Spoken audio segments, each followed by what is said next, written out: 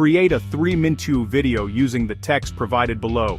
The narrator should sound smart and concise, very informative, and have a high energy pace to his narration. The U.S. unemployment rate rose to 4.6% in November, its highest in more than 4 years, fueling questions about the American economy's underlying strength. A long-delayed government report on Tuesday showed that 64,000 jobs were gained in November, while 105,000 jobs were lost in October.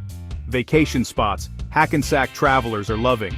Vacation spots, Hackensack travelers are loving.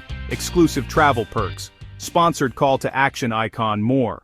The unemployment rate in November rose to 4.6% from 4.4% in September, the last month the Labor Department had reported the unemployment rate. Job losses in June, August and October mean the U.S. economy has shed jobs in 3 out of the past 6 months. Major stock indexes were swinging between small gains and losses in morning trading. The department published 2 months of data instead of 1, after pausing its data collections during the 43-day government shutdown. An unemployment rate for October wasn't available, because during the shutdown, officials weren't able to conduct the survey needed to calculate that number. Payroll gains in November were slightly better than the 45,000 forecast by economists polled by the Wall Street Journal, but they had expected a lower unemployment rate of 4.5%. Non-farm payrolls, change from a month earlier.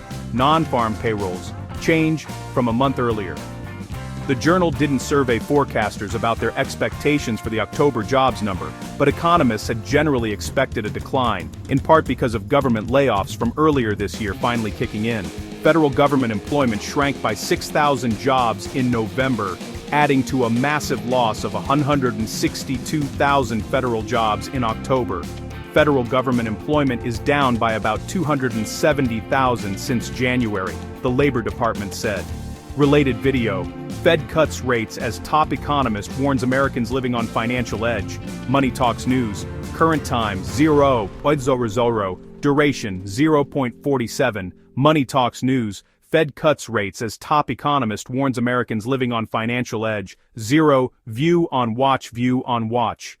President Trump has made slashing the federal workforce a key part of his policy agenda, but many of those layoffs didn't show up in the data until now. Employees who are on paid leave are counted as employed in the monthly jobs numbers, and many government workers who took deferred buyouts were paid through SEPTA 30. Federal government employment, change from a month earlier. Federal government employment, change from a month earlier. Tuesday's report offers new clues about a job market that has cooled significantly in recent months. The report was eagerly anticipated after economists for months had to rely mostly on backward-looking government indicators and alternate data from the private sector. Job numbers for September and August were worse than previously reported. Some 108,000 jobs were added in September, lower than the 119,000 gain previously reported. 26,000 jobs were lost in August, instead of the previously estimated 4,000. Klein. Building a home in Hackensack? See local costs. Building a home in Hackensack? See local costs. Home Builder World. Sponsored call to action icon more.